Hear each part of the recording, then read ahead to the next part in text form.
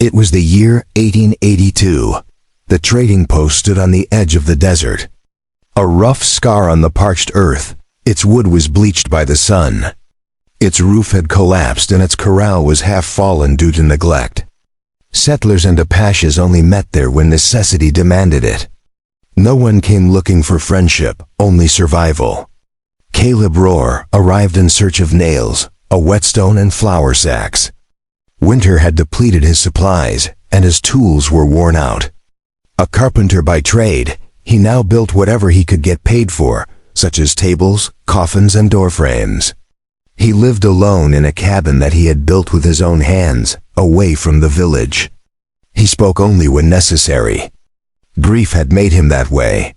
His wife and son had died in a raid 4 years earlier. Since then, he had avoided people because they asked questions, and he no longer had answers. The Apaches came for tobacco, whiskey, iron pots, and ammunition. Their chief, a burly man with a piercing gaze, enjoyed unsettling the settlers, testing their limits. That day, he focused his attention on Caleb, who stood silently with his arms crossed at the back of the group. Aina stood apart. She was the chief's daughter, but never his favorite. A fall from a horse had shattered her back leg. Shortly after, an infection clouded one of her eyes. Now age 24, most people called her broken. She was familiar with the whispers and looks of pity or contempt. She had learned to keep her face impassive, even though inside she was burning. The negotiations dragged on. Voices rose and laughter cut through the air. Suddenly, the boss pushed Aina forward. "This one," he said, his voice thick with mockery, "is blind and lame. She's worthless to us. Maybe the carpenter will want her." Two broken things together. The settlers' laughter, some nervous and some cruel, filled the air. Aina felt the blow, but didn't move. Her chest tightened and her face burned. She had always feared this day, being used as an object of ridicule. Caleb looked at her. His expression barely changed, but inside, he felt the weight of her humiliation. He saw her torn dress, her uneven posture, and her jaw clenched in silent defiance. Something stirred in him. A dense, silent rage. He knew what it was like to be lesser, to be the object of ridicule. The boss expected Caleb to laugh or reject her. That was the joke. But Caleb spoke up, his voice low and firm. He took her. Suddenly, silence fell. Even the laughter died away. The boss's face darkened. Aina felt her stomach shrink. She hadn't expected anyone to agree. Fear was her first thought. What would that man do to her? Men weren't kind to women they saw as weak. Caleb approached her. He put his hand on her arm, not roughly or possessively, but firmly enough to guide her. She tensed, wondering whether to resist, but his touch was respectful, not controlling. The group parted as they passed through it. Some spat tobacco, others looked confused, and boots kicked up dust. Caleb kept walking, silent as always. They reached the wagon. He helped her up and was quick to let go, as if afraid of making her feel trapped. Aina sat down, her heart pounding. She didn't trust him yet, but there was something different about him. Something that unsettled her because it wasn't the hunger she had seen in other men. Caleb climbed in, took the reins and set the horses in motion. He didn't speak. He never spoke more than was necessary. Her mind was racing. She hadn't planned this. She hadn't come looking for anyone, least of all a woman handed over as an insult, but she couldn't leave. He told himself it was decency, nothing more. He knew it was a lie. He had seen the same loneliness in her that inhabited him. The wagon creaked along the dry road, taking them away from the post. The voices faded, swallowed by the desert wind. Aina kept her hands clenched in her lap, her throat dry and her body tense.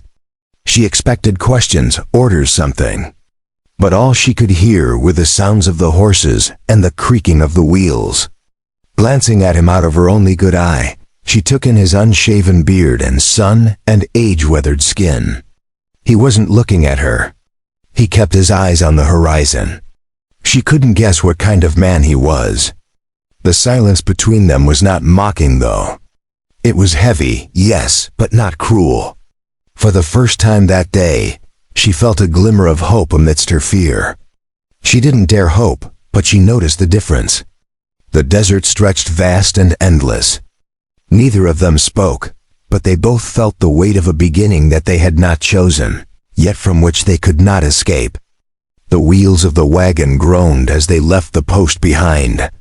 The sun was setting, painting the sky orange. Caleb kept a steady pace, his jaw tense. Aina stood rigidly by his side, her hands clenched and her torn dress brushing against her arms. She didn't know where he was taking her or what he wanted from her. The uncertainty burned in her chest like a shot of whiskey. She broke the silence, her voice low and trembling. "Where are we going?" Caleb barely turned his head. "To my cabin, outside of town. You'll be safe there." Safe. The word sounded strange to her. No one had used it with her in years. She hesitated, but watched him closely. He wore simple clothes with rolled-up sleeves, and his hands were rough from work. His silence was neither sharp like her father's nor drunken like the settler's laughter. It was cautious and impossible to read, and that unsettled her more than cruelty would have done. The rattling of the wagon made her injured leg hurt. She shifted position, groaning as she did so. Caleb looked at her for the first time, his eyes moving from her face to her leg, without stopping to dwell on either. He slowed the horses, smoothing the ride. This gesture disconcerted her more than any words could have. As night fell, the air turned cold. A cabin appeared among the pines, smoke rising from its chimney. Caleb's home was small but solid.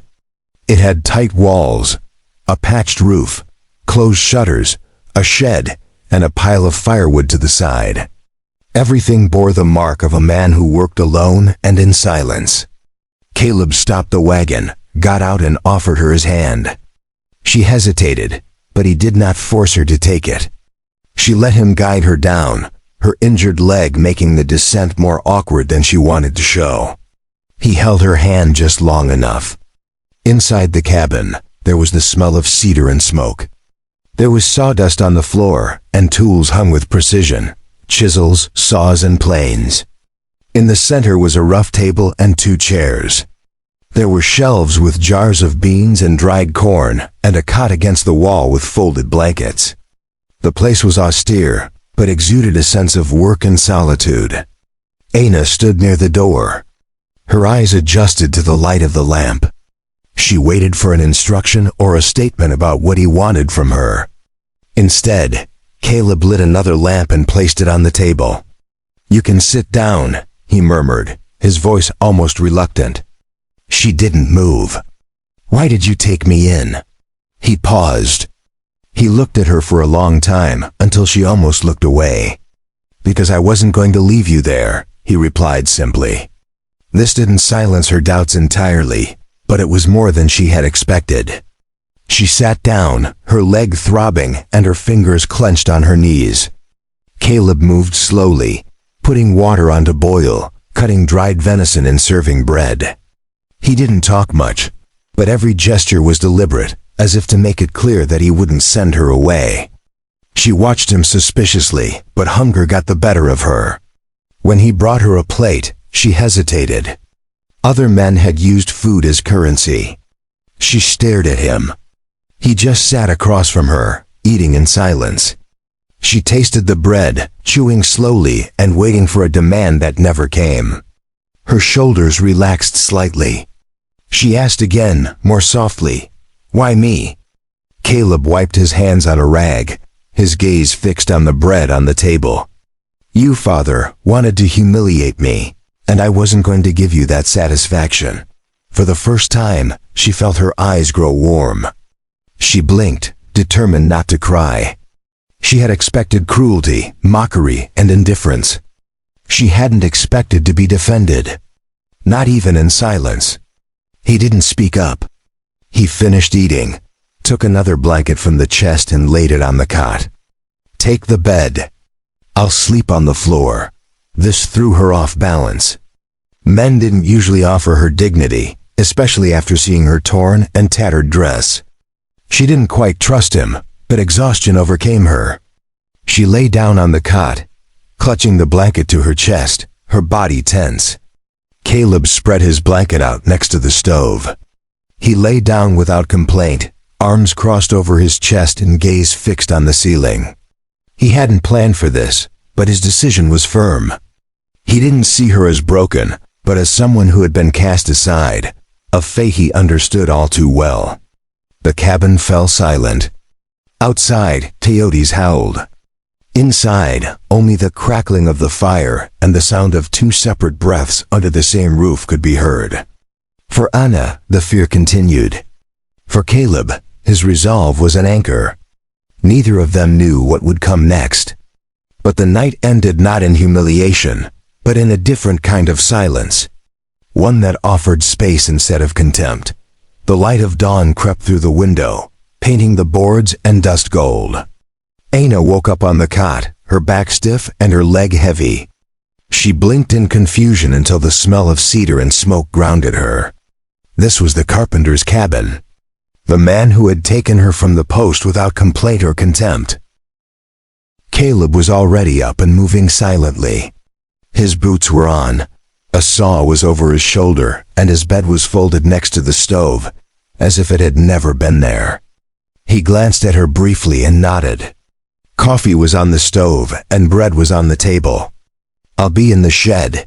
He left, closing the door behind him. Anna let out a sigh she hadn't realized she was holding.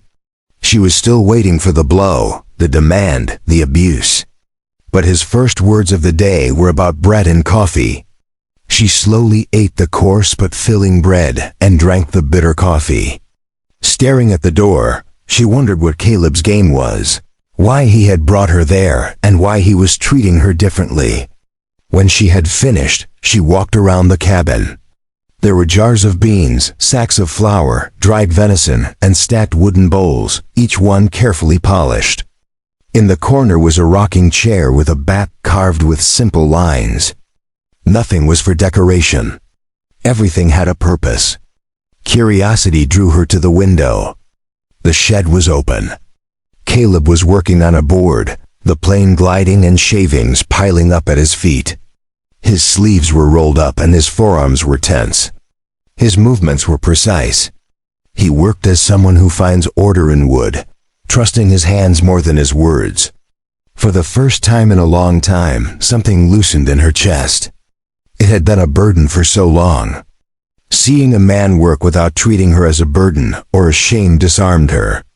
Hours passed before he returned. He brought a newly made stool. Without saying anything, he placed it against the wall and nodded towards it, as if leaving her something useful. Anna didn't sit down on it, but she ran her fingers over the polished wood. It was the first thing anyone had done for her in years. "You built," she murmured. More of a statement than a question. "It's the only thing I know how to do," he replied. She wanted to ask why he had accepted her and what had moved him to take that step, but fear stopped her. "Do you live here alone?" 4 years ago, he didn't say anything more, but the weight in his voice was enough. Loss, pain, something deeper than scars. Later, she tried to help. She gathered firewood and put beans on to cook. Her hands were shaking, but she forced herself to keep moving and be useful. When Caleb came in and saw the steaming pot, he looked at it for a moment.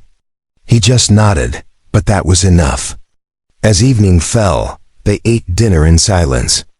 Anna kept waiting for the trap or the demand, but all she could hear was the creaking of the chairs and the crackling of the fire. Finally, she asked the question that had been on her mind since the night before. "Why didn't you leave me there?"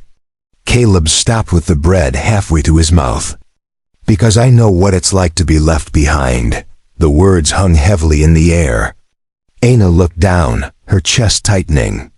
No man had ever spoken to her like that before, not with pity or desire, but with recognition. That night, Caleb lay down on the floor again, as if it were the most natural thing in the world. She lay on the cot, her mind spinning. For the first time in years, she was not afraid of footsteps in the dark. She did not fully trust him, but something had changed. The questions remained, but that night, with the fire warming the cabin and the silence uneasy, she closed her eyes. It was not yet trust, but it was the beginning of rest. The days fell into a rhythm, even though everything was still new and tense. Aina got up early, slower than Caleb, her legs still stiff. She watched him put on his shoes, grab his tools, and leave without saying a word. At first, she thought he was leaving her behind on purpose, to remind her that she wasn't welcome. She soon realized that he was like that with everything, focused and deliberate, as if every word cost him. She kept herself busy as best she could, sowing beans, sweeping the barn, and mending shirts. At first, her fingers trembled, but with each stitch, she grew more confident. These small tasks gave her a sense of purpose, but every time he returned from the shed, the knot in her stomach returned too. Would today be the day he would reveal what he really wanted from her? The answer never came, and his silence confused her more than any demand ever would. He looked at the pot, nodded and sat down to eat, saying nothing, laughing at nothing and not scanning her with his eyes. He ate, worked, and rested. This simplicity unsettled her because it was unfamiliar. On the fourth night, as she stirred the pot, she took a risk. "You don't ask me to leave." Caleb looked up from the piece of wood he was carving. "I don't bring someone in just to throw them out the next day." She turned, her voice trembling. "Then what am I to you?" The question came out harsher than she had intended. Fear tangled inside her, reminding her of being passed from hand to hand like a joke. He put down the wood carefully, as if buying time. "You're someone who deserves more than they gave you." Aina's chest tightened. She wanted to believe it, but faith didn't come easily. She returned to the pot, stirring vigorously, her good eye watering in the heat. That night, as she went to her cot, her leg gave way. Caleb was there before she could fall, his hand firmly on her arm to hold her up. His strength was undeniable, yet not possessive. He helped her sit up, his hand still on her arm. The warmth of them pierced her tension. She lifted her head and searched for his face. He looked at her, not with pity or desire, but with something firmer, concern, perhaps respect. The air between them changed. Aina's heart beat fast and recklessly. She did something she hadn't allowed herself to do in years. She placed her hand on his chest, her palm touching the rough fabric. The beat was strong beneath her fingers. Neither of them moved. He leaned in slowly, giving her time to pull away. She didn't. Their lips touched. At first, barely, almost fearfully. Aina held her breath. She had been kissed before, but never like this, without haste or demand. When he pulled away, she kept her hand on his chest, anchoring herself in his firmness. The fire crackled. Shadows danced on the walls. She felt exposed in her torn dress with its low neckline, her body laid bare. But Caleb never took his eyes off her face. This shook her. How could he see her without reducing her to her scars? "I don't understand you," she whispered. "You don't have to, not tonight." He went to lie down on his blanket by the stove, leaving her trembling, but not with fear. She lay down on the cot, her fingers on her lips, feeling the heat of his kiss. For the first time in years, the fear had morphed into something else. Something nameless, but it was enough to keep her awake, wondering if this man's silence was that of a builder, not a destroyer. She knew his name from the market stall, Caleb Rohr, the carpenter who had buried his family. He knew hers, Aina, the broken daughter. Both bore scars that needed no words. Silence filled the void left by unasked questions. The following days were filled with the memory of the kiss. Aina felt it every time she passed close to Caleb, every time she mended his shirts, and every time she was enveloped in the smell of wood and smoke. Caleb didn't talk about it, acting as if it hadn't happened. But his silence was not a rejection. It was a way of giving her space to decide what it meant. Winter set in. Snow covered the pine trees, trapping them in their little world. Every morning, Caleb chopped wood, the sound of the axe splitting the frozen air filling the cabin where Aina worked. She could no longer imagine a day without that rhythm. It was the pulse of security. One morning he asked quietly, "Do you want me to leave when spring comes?" It was a question that had haunted her since the first night. Caleb put down the wood, his gaze fixed on the beta, then raising it to her. "If you want to leave, you will, but I didn't bring you here to throw you out." His answer cut through her doubt. She returned to the beans, her fingers trembling with relief. For years, men had decided her fate without consulting her. His simple words gave her back something she had lost: choice. Her limp made everything harder, but she refused to be useless. She carried water, cooked stews, and learned to read Caleb's silent approval when she ate without complaint. He never mentioned her limp or her cloudy eye. When she stumbled, his hand appeared on her elbow, offering firm, brief support. One afternoon, after spending hours repairing a table, Caleb came in with a new chair, sturdy and carefully carved with a low seat so as not to strain her leg. He placed it by the fire, wiped it with a cloth, and stepped aside. "It's for you," he said. Aina touched the wood, her fingers tracing the lines. "You made it for me." He nodded. "This way you'll sit better." She sat down slowly, supported by the chair, her body pain-free. An unexpected warmth filled her chest. No one had ever carved wood for her comfort before. Although she never looked at him, she saw the truth in his eyes, despite his impassive face. It wasn't pity. It was care. That night, she mended his shirts. Her fingers no longer trembled as much, although they were marked from pricking herself so often. She folded each garment carefully. When she returned them to him, her voice was firmer. "I'm not useless," she said. "Here." He looked at her, then looked down at the shirt. "I never said you were." The light from the fire outlined the scars on his arm, the markings of someone who had survived alone. Aina wondered if his silence had always been a shield, and if it was now also a shield for her. As they lay down, the silence was heavier than the wind outside. She touched her lips, remembering the kiss. Although the fear remained, another emotion began to grow. For the first time, her brokenness did not define her.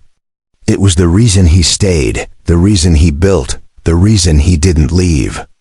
Winter deepened. The snow rose to the windows, dimming the outside world. The days grew shorter and the nights longer, spent by the fire. It was in this stillness that the bond between them grew, not through words, but through their shared routine. Aina moved with more confidence. She used the chair that Caleb had made for her to rest her leg when she needed to. From there, she mended clothes, peeled potatoes, and stoked the fire. Although she feared being a burden, every time Caleb noticed her work and nodded, her fear dissipated. One afternoon, Caleb arrived home later than usual, his shoulders slumped and his coat covered in snow. Despite her leg, Aina got up and took off his coat. This surprised him. He wasn't used to being cared for. She hung it by the fire, her fingers brushing the rough wool. "You work too hard," she murmured, testing the sound of her voice on something so personal. "It's the only thing to do." She saw the truth in that. She saw how he filled the silence with work and how he carried grief in his hands. She wanted to tell him that he wasn't alone anymore, but the words got stuck in her throat.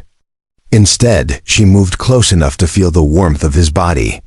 He sat down on the stool with his elbows on his knees and his head bowed. She hesitated, then rested her hand on his shoulder. He didn't move or push her away. He lifted his head and their eyes met. His were steady and hers were searching. One was clear and the other was clouded. The fire crackled and the wind rattled the shutters. He took her wrist and guided her hand from his shoulder to his chest, The beat was steady beneath her palm. She didn't pull away. He stood up so close that it took her breath away. He leaned in slowly, giving her space to choose. She lifted her face, fixing her good eye on him. When their lips met, the kiss was firm and protective, not demanding. Aina's hands trembled, but not with fear. She leaned into him, feeling the strength that had become her anchor. For a moment, she allowed herself to believe that she was more than just a broken daughter who had been given away as a mockery. She was a supported woman, not a used one. When they broke apart, her breath was shaky. "Why do you treat me like this?" Caleb clenched his jaw and looked at the fire before answering. "Because I know what it's like to lose everything and have nothing. No one deserves to be treated as less than human." The words pierced her. She understood then that he was lonely not just by choice, but through pain. She thought of the graves on the hill that she had seen when she arrived. Now she knew who they belonged to. That night, Aina couldn't sleep. Her lips were still burning from the kiss. Caleb lay on the floor with his back to the fire. Listening to his steady breathing, she realized that she no longer feared the footsteps in the dark. For the first time, she felt safer with a man than she ever thought possible. As she closed her eyes, she realized that staying was about more than just survival. It was something she wanted. The storm passed, leaving the ground covered in snow and the air crisp and still.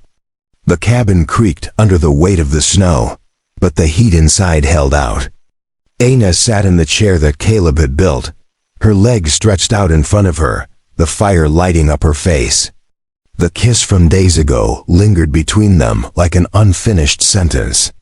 She felt it every time their eyes met and his hand held hers. One more second. Caleb returned from the shed with firewood, snow clinging to his shoulders and breath steaming. He knocked the snow off his boots and stacked the logs next to the stove. Aina watched him silently, taking in the details. How he stored food, how he survived alone. She could see it all now. The dried meat, the rationed flour, and the traps beyond the pines. His survival was down to discipline, not luck. "You're going to wear yourself out," she said softly but firmly. He shrugged and took off his gloves. "Work keeps me going." Aina stood up, leaning on her injured leg as she crossed the room and picked up a log. Her arm hurt, but she carried it to the stove. Caleb watched her, his jaw tense as he debated whether to stop her or let her try.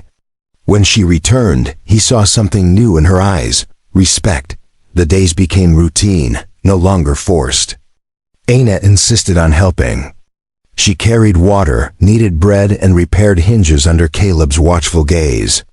Each task reminded her that she was capable and not a burden. Her limp slowed her down, but didn't stop her. Without saying a word, Caleb adapted, carrying more. He adjusted his pace and guided her through the snow, keeping one hand on her elbow. One afternoon, as the light faded early, he handed her a small knife with a worn handle. "If you're going to be here," he said, "you should know how to use one." She hesitated. No one had ever trusted her with anything more dangerous than a pot or a needle. She was taken aback by its weight. Caleb stood behind her, guiding her hands as they cut strips of leather. She could feel his breath close by and the warmth of his body, but he was teaching her seriously. Aina leaned into his firmness, her trembling fingers steadying. That night, as she sewed by the fire, she asked him a question without looking up. "Do people come here?" Caleb was sharpening a chisel. He paused. Then he replied, "Not many. The townspeople prefer to keep their distance. That's how I wanted it, or so I thought. Because of what you lost." He looked at her, surprised to hear himself say it out loud. "People don't know what to do with a man who has a past like that." Aina's throat tightened. She too carried her living but discarded grave. At that moment, she realized that it wasn't pity that brought them together, but the shared burden of being left behind. Her question about how she now saw him was answered when she put down her sewing, stood up and crossed the room. She placed her hand on his scarred forearm. "They don't see you for who you are." Caleb's chest rose in a sigh. He didn't pull away. His rough fingers brushed hers. For him, it was more than just a touch. For her, it was the first time she had dared to do so without fear of rejection. That night, the silence was no longer heavy. It was full. Aina no longer wondered why he had accepted her. The answer was present in every chair, every shirt, every log, and every meal. It lived in the simple act of staying. For the first time, she felt that she belonged under that roof, not as an object of ridicule or a burden, but as part of a life they had built together. By the end of winter, the snow had melted, revealing the hard earth. The air was still cold, but the sun promised the arrival of another season. Life in the cabin became almost ordinary for Caleb and Aina. She no longer asked if he would throw her out, and he no longer looked at her as if she were an insoluble problem. Silence had become a language in itself. One day, Caleb prepared the wagon to go to town to buy nails, salt, and kerosene. Despite her leg, Aina insisted on accompanying him. She didn't want to be hidden away as if she were a source of shame. Caleb hesitated, but seeing the determination in her good eye, he nodded. The trip was quiet. The horses kicked up mud. Aina clutched the bench, not out of fear of Caleb, but because of what awaited her among the others. She hadn't been among settlers since the day her father gave her away. The memory of their stares burned her. Caleb noticed her stiffness. "You owe them nothing," he said, not taking his eyes off the road. "They'll see me as broken. Let them. It doesn't change who you are here." His hand touched the bench between them, a gesture that spoke volumes. When they arrived, all eyes were on them. The town was small. Everyone knew everything. The whispers grew louder. Some remembered the day at the post office and the cruel laughter of the Apache Chief. Others murmured about Caleb taking her away. They stared at her limp body, her cloudy eye, and her patched dress. Aina felt the heat rise to her face. She was instinctively tempted to lower her head and let herself be swallowed by shame. But Caleb's presence sustained her. He walked beside her, his broad shoulders steady and silent, his hand on her back as they crossed the narrow doorway. It wasn't possession. It was support. Inside, the shopkeeper hesitated before speaking, his eyes darting between Caleb and Aina. "You bring her here now." His tone was sharp, but not hostile. Merely curious. "I'm here for nails, salt and kerosene, nothing more to say." The man closed his mouth and fetched what they had asked for. Aina stood up straight, forcing herself not to back down. She saw how Caleb handled the situation directly and without hesitation, refusing to let her be treated like a spectacle. This gave her the strength to stand firm, even though her leg was trembling. As they left, two young men leaning on the porch smiled maliciously. "We didn't think you could handle her. Roar. We thought you'd already kicked her out." Caleb didn't stop, but his gaze was as sharp as a saw. "She's here. That's all you need to know." His voice cut off any retort. For Aina, those words struck a chord. He didn't claim her or promise anything, but he made his feelings clear. She belonged by his side, not as a joke or a temporary burden. In that instant, her doubts about whether Caleb truly loved her, or if it was just charity, dissipated. She didn't question his courage. She accepted it as a given. On the way back, the tension eased. Aina left her hand close to his on the bench. Caleb looked at her. He left his hand close to hers on the bench without touching it, but close enough for her to feel its warmth. "You didn't have to speak for me," she said. "I did," he replied. The cabin greeted him with the smell of smoke and cedar. Caleb went inside with the groceries. Aina followed him. Her steps were slow, but her shoulders were straighter. She felt different, even though the world's judgment hadn't disappeared. What mattered was that he had stayed and hadn't looked away. That night, while he repaired a tool, she cooked. When their eyes met, there was no need to fill the silence. They both knew, without words, that despite everything, they had chosen each other. For the first time, Aina did not feel swept away. She felt herself standing firm, even if her steps were still uncertain. The snow melted slowly. The earth turned to mud before settling. The streams grew and the pines turned green again.